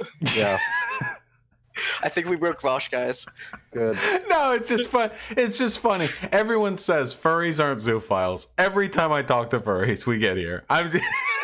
Well, it's a Well, good that's ethical because discussion it because there comes are up. zoophiles. Or There zoophiles are, in the and community. they're weird. I know. there's I actually- know. I know. I'm not. There is a Basic- huge pushback against zoophiles. In fact, there is like I was specifically engaged with a group that went around and found zoophile groups and was like, "No, we're getting you sent to jail. Go fuck yourself." Oh yeah. My Well, only. that's the thing about like self-policing. The furry community, if we're talking about like in relation to anarchism, one of the things that it fits really well is the idea of self-policing. We've gotten so much better at policing ourselves and kind of doing things like that. It's insane. God. I remember when I Yeah. first joined the furry community, there was no policing at all, and that was like 7 years ago.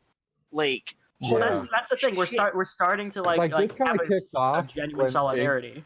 Well, I think this kind of self-policing kind of started kicking off right around when Ink Bunny became a thing, because it was like, oh, okay, there's a nice alternative to What's- FA what- where what's everything Ink- goes.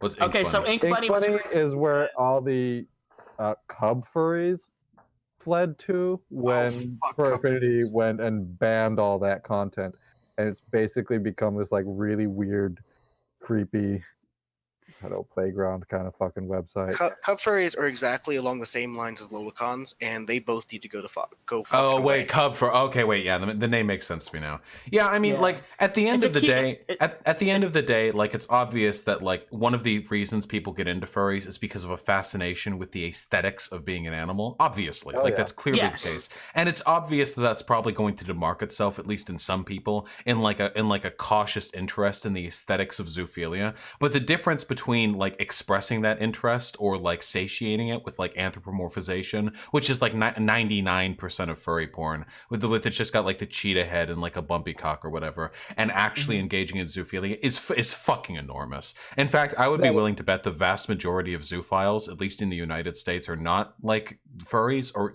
don't even know what furries are. They're just fucking weird rural people, you know? Well, Yeah. they should probably know what furries are, because that'll be like Jesus for them, you know. Yeah, no, they'd probably Yeah. feel real, except or wait, hold on, or I guess fucking just like lonely girls who just like fuck the family dog. I don't know. Apparently, that's really common. Yeah, that was Whitney. That's a horrifying That's a very hard. knowledge. Yeah. That's thanks for making me know that, asshole. It's actually like 70% of all girls. I hated everything Oh, you say. are we makes going me into the mad. dumb incel dog pill shit? Don't Goddamn. take the dog pill. You think, hey fellas, you This is can't the get first I've heard laid? of You know who is getting laid? Fucking Bruno. 190 Oh, pounds, big fucking God. dog dick, knock you can never have. Fucking like the Chad dog, fucking girls left and right. Well, you're out there fucking quadruple texting Susan, trying to get fucking feet pics for $20. Okay, Bruno is out there absolutely blasting, just demolishing these holes. Okay, and Bruno fucks nuts, and then walks over to get the fucking kibble, drags the girl along behind, just fucking drags them by the knot. It's fucking wild. Take the dog pill. Take the dog pill. It's wake up. So it's not a pill, it's actually a pepper. If you've ever It's a played suppository. Corruption of Champions. So hold on. Is Bruno like the new Chad? Yeah, Bruno is the Chad dog. Brown, he's got a jawline like crazy, big fucking big tongue. They love it. Just big fucking dog dick. It's girls can't resist. All right, cursed thought right here. Incel dogs. Yeah. No, that's what pretty much 90% of all domesticated dogs are incels. They're because fucking they've never gotten incels. fucked They in their look, life. they look so stupid, most dogs. They're stupid wrinkly faces. I can't stand that shit. Oh god. Oh god. So Gecko, you weren't here when we were talking about the serious shit. You came in with like the meme stuff. So Oh, but that's the best. That's the Yeah, best. we missed where we were talking about some kind of anarchism or democratic confederalism shit. Got it. Oh, okay. So I guess we have to get back on topic, right? Only the state No. can redistribute Stacy pussy to human males after Bruno's had his fucking fill. no. That's Wait, is that like that meme where like where everybody's like making fun of the incel and Karl Marx comes by and it's like we'll redistribute all of the things that you need, and the guy looks up and goes, so you'll give me my state mandated girlfriend? And Marx is like, who the fuck are you? You're so fucking weird. Go away. My version of the comic, Karl Marx says yes, and then they both like double team a state mandated girlfriend again. I thought it was gonna be even steamier, where he just says yes, and then Marx dresses up like a girl and is like, "I'll." Yes, and she takes like the fake beard off. Yeah. No, leaves the beard on. Bearded women. Yeah, no, absolutely. It's an aesthetic, and I respect it. No. I The new think- aesthetic is dick girls. Oh god. Oh, hello, what? But so one of the things I wanted to say, like, Vaush, you were exactly right when it comes down to the aesthetics of it, because the reason why people anthropomorphize things is because it's, people want interesting sexual experiences, but at the same time, there's the problem of consent, like with say a dog or something like that. So if you have that dog and say, well, what if that dog was able to enthusiastically and have informed consent? that's basically what There would be no philosophical Okay, argument cool. against it at that point. If we had like holodecks where we could just like fuck animals or whatever that are just like it's just like force fields and computers or whatever, there'd be no reason not to. I think Wait, is that- I think getting past the degeneracy of it, I think that part of the reason we're alive is to broaden and diversify our experiences to the greatest possible extent, to live meaningful lives where we can experience everything the world has to offer us. Sometimes some of the things that we might be interested in trying are barred off due to ethical reasons. If you can find ways to circumnavigate those ethical problems, then I don't see any problem with continuing with it. I have no like I don't have any problem with the concept of like pleasure seeking or hedonism. What? Wait, is that like those hentai comics where like the guy goes over to this girl's house that he really likes, but her cat automatically turns into like this enthusiastically consenting girl, and it's just like, well, I'm having sex with an animal, but it's actually a woman, so I guess that's okay. I mean, that's a really old story, and dear God, at least nowadays it's like more consensual, because that kind of story in the past has usually involved some form of blackmail. People have wanted to fuck animals for ages. Look at the fucking Greek stories. Holy shit. These people were fucking their sheep day in and day out. They were so obsessed with it, they had to invent stories of their gods doing it too, so they didn't feel so weird about it. Like these... Oh my god. Oh yeah, the they're fucking Zeus meme where he just turns into whatever animal that just happens to be moving along, and he just fucks whatever woman. Giving them the corkscrew. The classic. the Minotaur as well. But also, my favorite Pikachu, response to don't a forget Paul about that. Joseph. Okay, so my favorite response to a Paul Joseph Watson tweet was talking about something. He's doing his usual thing, talking about like and how Greeks were so great. And someone posted a picture of like a vase where there's like three dudes, like one, like the dude was getting planked, like he was getting fucked in the ass and sucking a dick at the same time. And someone depicted it on a vase, and it was just Wait, what? yeah. I know what this one is. Oh my god.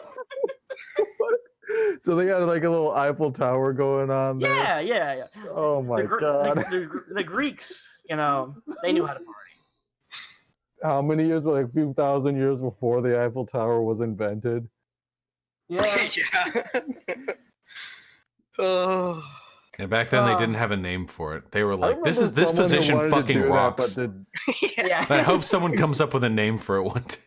I hope there's a metaphor for this in the future. I bet they'll have flying cars, or sorry, flying horseless chariots. Yeah. Okay. This is like that's like the 50s style, like retro, where it's like everything's new and cool, but it's all like in a 50s aesthetic, like the Jetson. Like Honestly, I it's would like, appreciate the 50s aesthetic. yeah. There's like something I cool don't- I about don't- retrofuturism. I think if we're being honest, nobody actually appreciates the 50s aesthetic. They just appreciate the cleanliness aesthetic where everybody's like wearing suits and dresses and things like that. Nobody actually appreciates the specifically 50s aesthetic where they're, throwing blacks into jail because they happen to sit on the wrong spot on the bus. Well, like, No, yeah, sorry, no, the Steve. architecture aesthetic of it. The architecture. I'm sorry, I will I'm say a one Brutus thing. fan Here. The two things that were really good about the 1950s, unironically, I think their car designs were really aesthetic. I stand hell by yes. that. I know they're not as aerodynamic, so for fuel efficiency, today's better, but still, they were really pretty looking. For fuel Also- efficiency, we were better in the 90s because, like, we came up with like the most fuel efficient, Mustang ever in the 90s, and then went back because it looked like a 70s car that way. I mean, if people aren't gonna buy it, then like, what's the point? And also, I have to say, I do have a fondness for swing dancing. I took some Lindy Hop classes back when I was in college. Some East Coast swing, and just the boppity beats going on. You know what I mean? And it's coming back kind of now with electro swing. I think that love that. dance hall Electro aesthetic swing has is the best. Yeah. that dance hall aesthetic has like a validity to it, you know? Honestly, I could really be convinced to, get into swing and like do that. Originally, my plan for learning how to dance was capoeira. The other good part Oh, about the 50s was the Capoeira. Dulles brothers. Am I right? Got them. True. Who? I love overthrowing governments. I like Shit. that. That tastes delicious. I I completely. remember I was reading a book the other day, and I was like, I found CIA tried to do in the Congo where they assassinated the Marxist president. And it's just so depressing. Well, they just can. Well, we still have that though. I mean. Oh yeah, we still have it do. in But Venezuela. We're still trying to overthrow governments. yeah. Chavez totally died of cancer, boys. Don't worry about it. I mean, let me stand Cuba for like 5 seconds and talk about how amazing Castro is. That he basically turned, yeah, that he basically turned the person that was supposed to assassinate him against the very state that hired her, Mm. and then married her. Well, I think the What? biggest thing about Cuba is like you have to argue that like That's a power move. people who are like wealthy Cubans in Miami who are just like, oh man, Castro sucks. It's like, well, the alternative is Batista, and Yeah. what you Is say what you will Batista? about Castro, he's not Batista. Well, and let me kind of throw some background in here. My grandfather's from Cuba, and he absolutely hated Castro. But let's also be real. He owned like 50 acres of estate. So Gusano, I see. yeah, Well, that's the thing. Also, like people also don't realize, like when you see Cubans in Miami, they're all white, and some people are like, oh yeah, Cubans are all right. No, there's a lot of descendants of slaves in Cuba. The reason yeah. why everyone is white in Miami is mostly because Oh, dear God, Cubans what are you that doing? escaped are actually, God, Vaush, what are you doing? Can you fucking focus? You're a professional, goddammit. I'm sorry. I Are we- see some fern Are shit. we and actually I just get out of professionals? focus. No, I'm not. I'm not a professional. I don't think any of us are professionals, Ubu. Can you be a professional God. at talking? No. But yeah, so there's a race in Cuba is hugely interesting, and there's a lot of history behind it. But like, I think a lot of it's kind of fetishized because we like to think of Cubans as like white Miami people, when the reality is that there's a lot of descendants of slaves there. Yeah, just There's most of them actually- are still in Cuba. Yeah, Well, exactly. So there's this huge statue of Jesus as you come into the Havana port, and the original creator of it basically melded all of the ethnicities of the Havana into this Jesus, and it looks nothing like the white Jesus that we see today. Nothing. And it's actually quite remarkable because it actually shows the diversity of Cuba beyond the whole white Grisano, staying out and hanging in Miami. Yeah, well, I mean, also the fact that like the reason why we tend to think of that is because there was a legitimate propagandistic push by the U.S. government to make sure that that is the image that we saw, because that comes out of the 50s and the 60s. Racism. Yeah, that is very much. True. America racist? Come on. I don't believe it. Actually, Vaush, we're the real racist. We've been conning you this whole time.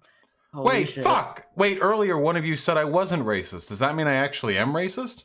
No, you're a race realist against the mice, because you want to ghettoize them and think that they can't perform construction work. True! You're the real race realist. Vaush canceled. We own the channel now. Get out. Damn. Alright, I'll give you this month's earnings.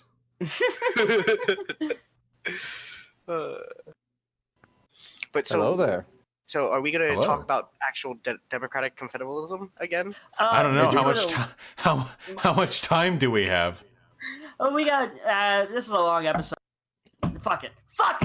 We'll stay up. But I've probably got a little bit more because after this I have work to do. Like 20 or so? yeah. 20 minutes? yeah, 20 minutes. that's about Let's that's rock about it. right. But yeah. So my question to you, Gecko, is so what do you think about the article? I talked a little bit about Turkish history beforehand and kind of how it relates to quote unquote the Kurdish question. But yeah. The Kurdish question, actually the Jewish question in disguise. Well, literally, they stole that terminology from the Jewish question. They wanted to make it a very racialized thing and be like, what do we do with the Kurds, rather Because than they want like, to commit genocide, like That- they are yeah. right now. yeah. It's literally we're creating you as a parallel to the Jews because we actually want to be Hitler and we want to commit mass genocide. But no, so the article was actually really interesting because I felt like the first half of it was just like, hey, fuck the Turkish, not like the people but the government. Fuck the Syrians, not the people but the government. And so we need to actually create a thing. And this is what it means to be a Kurd and what it means to be in Kurdistan. And then Ocalan is basically like, so we need to create something that is democratic, that is not a neoliberal democracy, True. and basically create it to be entirely equal. He has this whole entire spiel about the making females more equal because everywhere else in the Middle East, the culture is basically subjugating women. And you can actually see this in modern day Rojava by every single election has to have a male and a female representative. Has to. Like it is. Yeah, part they of have a their separate constitution. women's council for one of their branches of government. Like it's all mirrored by like one woman as well to like counter previously established patriarchal like social structure. But yeah, that's kind of how you got to do it. That's what Confederalism kind of is. It's basically trying to take all the society's like hierarchy and flatten it. That's why it's anarchist in a sense. Oh, it's totally anarchist. Like reading it, I was like, "Oh my gosh, this is so tying into anarchist systems theory that I'm not even sure why people don't talk about Ocalan more often." Well, it's because of the Turkish state, but also he's classed as a terrorist. But what ended up happening is you attack a state asset, so like the military, the police, and whatnot, and then the Turkish state would go into the mountains and just kill any Kurd they saw. That's pretty much the Turkish-Kurdish war. I feel like modern problems require modern solutions. What if we just did some like Ben Shapiro Thug Life cringe compilations of Kurdish ethnic genocide, and we can kind of get public opinion turned in favor of the Kurds that way, you know? It would be like Erdogan, like, you know, you see like a bunch of YPG, like women like dead, you know, like burnt out with their bodies being piled up, and then like it makes the air horn noise. I feel like if we put enough of these cringe compilations together, we could like own Erdogan and maybe turn public opinion against him. Well, but you have to make sure that you don't get demonetized by YouTube for that. True, So, you do need the ad bucks. You do need the ad bucks. Yeah. I mean, we just need to, instead of actually contributing anything to Rojava, we need to raise awareness that Rojava exists and do nothing else. Just Rojava exists.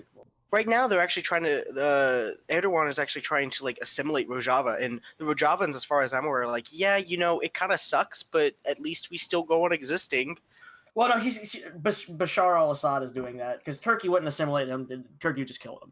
Oh, was it Assad doing it? Okay. Assad, yeah, they turned to Assad, and if Assad has a lot of issues with his government, I mean, let's be real. In our hearts, everyone's a Baathist, but that's a hot take. Oh no! Oh no! And the anarchist podcast too. Oh god, everyone's succumbing. Everyone's falling to the Baathist flavor. Hey, listen, I get it. I understand. I took the Tito pill like 3 days ago. I'm sorry. I'm still a Huaxist. Just spilled bunkers everywhere. Oh god, anarcho-monarchist. That's the enlightened centrism of anarchism. Everybody's a king.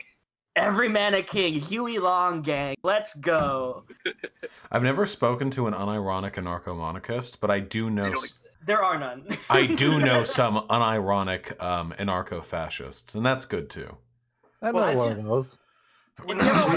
One guy that we like a lot. Oh, don't! Oh no, Ross. I won't say his name. No, we're not bringing up a friend. We're not bringing up friend of the pod. You can stay out of this. Friend of the pod. There's a whole reason why we're doing this, though, because He's literally the only reason. It's the hilarious part. Anyway, quick history of the pod. So the reason why we met in a about furries and anarchism, and there was an ANCAP in there, and we decided to do this podcast because we got so sick of hearing his shit that we were just like, you know what, let's read Conquest of Bread and like show this asshole, and that's what happened.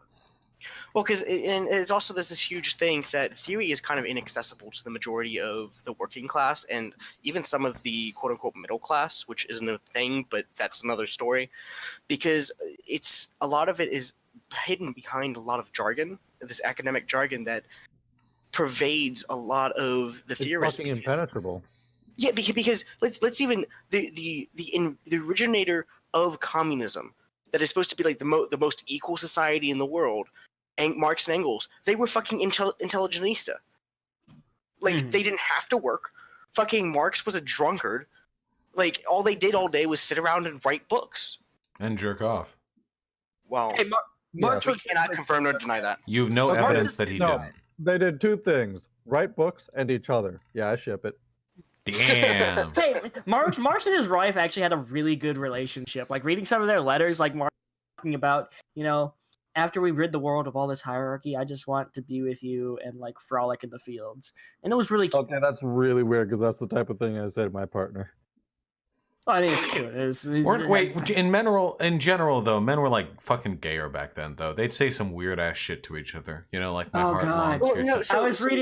I was reading this like really bad like reactionary book on communism, and it was talking about like it mentioned those quotes, and then it was like, see, Marx is really feminine in his wiles and how he was really doing things. It showed a disease of his mind. It was written by this fucking Mormon guy who from the FBI, but oh, God, How it was hard? bad. How hard would the praxis be if Well, here's- if I mean, like that's letters sort of came out like- and like Marx was trans?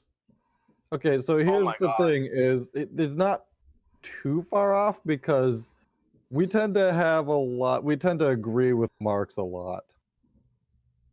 But I mean, yeah, Marx kind of changed the game when it came to, because before then you just had kind of like utopian socialism, and now you have like an actual theory and the dialectic and what. Well, even the anarchist tradition starts with Proudhon, which basically wrote alongside Marx and berated the fuck out of Marx for creating a, and I quote, cult of personality. I like that song. Oh, God. I can't wait for trans Marx though. But, Okay, hang on, I got you. But I do want to make a. Hey, look, it's Bruno. Listen, wait, Oh, really no. quickly. Can I just say, So listen, where would I post this when I find it? I'm on the hey, it's in my Discord stream discussion channel. Listen, Cool. I'm on the forefront, okay, of the anti-theory line of libertarian socialists, okay? 100%. I'm out here. I believe, and I have always believed this very firmly, and people sometimes make fun of me for this belief, but it's something I genuinely believe in, okay?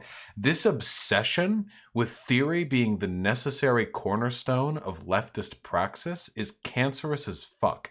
And it's perpetuated it's perpetuated by people who aren't even academics, but who are sub-academics who want to LARP at being academics by pretending that they understand the nuances of books that were written by people that with And like it gives us 6 a tiers of halting education problem. higher than them. So they an misunderstand elitism. what the yeah, it's elitism, and it's incredibly condescending. And because they don't actually have the drive, or in many cases the intelligence, which is fine, theory is really hard, to understand all of these concepts, they end up misunderstanding them and then repeating like half-baked misinformation to other people. All you need to do good leftist advocacy and good leftist praxis is to recognize on a basic level that capitalism is hurting the world, that it is good to foster equality, well-being, and camaraderie amongst people, and that this can be achieved in, among other ways, workplace and class solidarity amongst workers, and by seizing the means of production. And there's a whole bunch of really simple stuff you can get across in the course of a pamphlet over 15 minutes that, if understood well, would allow most people to be effective leftist advocates for the rest of their lives. The idea that theory is the be-all end-all like book guard on what determines whether or not like your form of praxis is valid, I think this is an incredibly reductivist, elitist, cancerous, and counterproductive mentality that the left needs to move past.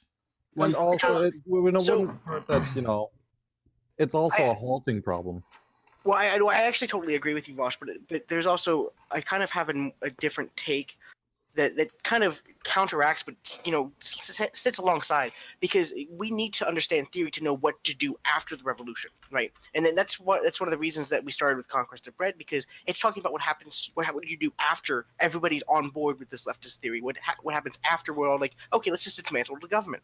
Because if we don't sit down and have at least some part of the leftists who are leading this, some kind of vanguard, I don't know, let's be Leninists now.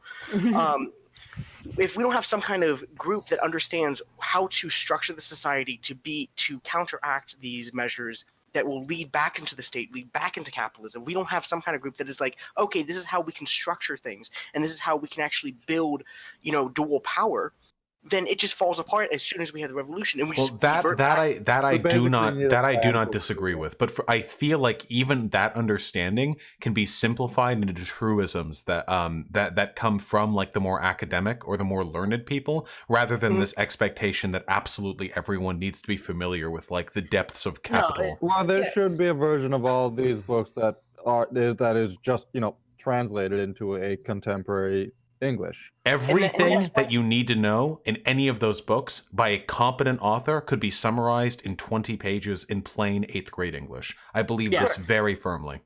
And that's That why I is true. stand memes so hard, because memes are basically the pamphlets of today. Because nobody's gonna sit down and let's be completely honest. Nobody's gonna sit down and read a 15-page pamphlet about why the fuck capitalism sucks. They're gonna laugh at a fucking meme that's about some dude sitting around a fire with 2 other people in the collapse of society, going, "Yeah, at least we made our stockholders so much fucking money." Like, Yeah. that's what's going That's to hit when it because they're going to becomes- be able to laugh at it. They're going to be able to connect with it and be like, "Wow, It has to that be fucking relatable to your sucks." life. Yes. And of course, that comes with the caveat that memes can What? concepts and like stuff like that. Mhm. So there is that caveat, but I think in general, what ends up the biggest thing is just that theory is not the be all end all. Theory is a tool we use to try and better make our praxis better.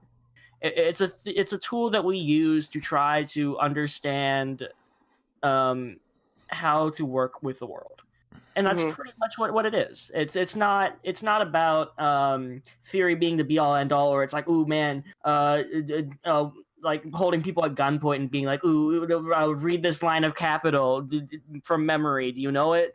And then like if you don't, you're not a true leftist. You're not No, a true that's dumb. leftist unless you've read all 4 volumes of Das Kapital and understand them to the extent that you can read them back in the exact same lines that they're written in.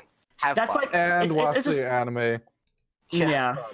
It's the same thing where it's like with woke school. It's like a bastardization of leftism. Leftism is all about the lower classes coming together and forming a solidarity and rising up against the upper classes. Yeah, 100%. And yeah. And like with like woke schools and stuff like that, almost with them, it's more about the aesthetics of being woke rather than actually being woke. Wait, It's is this more like? Are you talking about IDPOL? Yeah, well, idpol is fine. My problem is with a lot of people who like the liberal version of idpol, which is just like don't have the aesthetics of racism. But you can don't like basically just be like, oh, being racist is saying something that can be construed as racist rather than a societal structure that really affects people. And So, like, liberalism, yeah. So like the whole 50% of CEOs need to be POC women. Yes, 50% of like army generals should be women, so we can bomb Yemenis. Yeah, there are 2 types of idpol. There's the kind of idpol where you supplant like ideas with identity, which is the bad liberal kind of idpol. Oh, it doesn't matter. Things don't need to be accepting or progressive. They just need to have given amount of woman or given amount of people of color. And then there's the see Barack Obama. Right. And then there's the broader kind of idpol that everyone engages in, which is politics which are oriented around identity. White nationalism is literally idpol. Idpol is tangential, or sorry, not tangential, is essential to intersectionality, the concept of like, hey, maybe reparations would be a good idea because systemically black people are discriminated against. That's all fine and well. Usually when people disparage idpol, it's like the really fucking like useless, meandering, LARPy liberal stuff. Hey, we're coming up on the 2-hour mark here. I'm gonna have to dip pretty soon. Do we want to hit with like a final praxis? More black trans. To counteract redlining, we should evict all of the gentrifiers and just put black people in those communities for free. Better idea. Housing's a human right. Yeah. Sure. Yeah, 1000% housing is a human right. Only Having 1,000? enough food and water is a human right. There we Right. go. Is Being that able what we're settling on for the true? I mean, Yeah, should we make it sure. more woke? Yep. Should we make it more woke? No, that's fine. We can settle with that. True! Oh, Absolutely. healthcare. Being a billionaire is a human right. There we go. True. Everyone feels weird, man. Everyone, I want to see some unhappy frogs in chat right now. Quickly, everyone turn it around. No more Way to trues. go. No more trues. False. Not true. I will be honest. This is not the way I expected this That's stream to right. go, but it's almost good that it. Sorry, someone asked for This it. has been fun. This has been very, very fun. I enjoyed it a lot. I'm glad I was actually able to make the last little bit here. Mm-hmm. Yes, it was a lovely time, and I really appreciate you guys letting me on. Oh yeah, No, we yeah. appreciate you letting us on. This was Gee, interesting. Oh fuck yeah. Yeah, I mean the biggest thing is like we're trying to like, you know, kind of grow and kind of do stuff and like letting us on this platform has been really awesome. It's good praxis, Vaush, you see. Yes. I think to kind of put forward this idea, I think one of our major end goals, not only for this podcast, but just as leftist furries, is to make an artist union in the furry community. I'm down for that. Think that we need to have one. I am in favor of leftist ideology spreading through literally any social venue where it is possible for that to do so. Mm-hmm. Even in the fashion. Yeah. So as a finale, please, to the extent to which you are comfortable and able, shout yourselves out, shout your content out, and then make sure to email me afterwards to give me a link to everything specific that you would like linked alongside the video that I'll release of this. Yeah. So I have a YouTube channel. It's called Confight. I'm trying to. It's 2 A's instead of KAHN. But yeah, I'm currently working on a video about furries. But also, if you want to see a really funny video, I went to a Cutco interview and intentionally bombed it by pretending to be a really weird furry and talking about sex all the time. That's a fun video. Wait, one of my best. Oh my god. That is the best video ever, but it's really a mark against Cutco. So if you really like that shit, visit my channel. My channel's kind of a clusterfuck right now, but I'm trying to do things, I swear. Yeah, that's my shit. Nice. So I guess I'll go next because nobody else is talking. So I'm just a Feilong. I'm just a gecko that just shit posts all day. I have a Telegram channel. I guess that's Praxis, man. I don't know. That's pretty much it. I got this podcast, but yeah, I shit post all day. Polo. I'm Carden. I do commission work. I have a FA page, Twitter, and all that. Isn't it under Carbon Drakerev, I believe? Yeah, I mean, I can send you the link if you need it for linking purposes, because I'm not going to recite a Twitter thing on the thing. Oh my god. True! And Zulikath, do you have anything that you would like to shout out? Not a whole lot. You've been a very great host. Thank you so much. Oh no, not at all. I'm just listen. I didn't do the fucking reading. Okay, like with college, I came unprepared. I have a few memes. I'm compensating. Okay, that's what I got. Hey. Right. Oh, one more thing I wanted to plug. Speaking of not doing the reading, I also run a Warhammer 4 podcast that's leftist themed, Sig Marxism. It's kind of in it's kind of in flux right now because we had some issues with one of our members, but don't worry about that. So, like, if you want to follow Sig Marxism and you want to hear and like cool shit, hey, you should do that. You know, that's the other podcast I run. We're doing some stuff. There's also a good subreddit on that. So if you like Warhammer and you like leftism, there's a sub for that. I do. I like both of those things actually. I used to play the tabletop game. Oh fuck! I'm trying to get into the tabletop game. I'm sitting here with my Thousand Suns mini on my side. And, do you make at least $200,000 a year? Don't get into the tabletop game. Hey.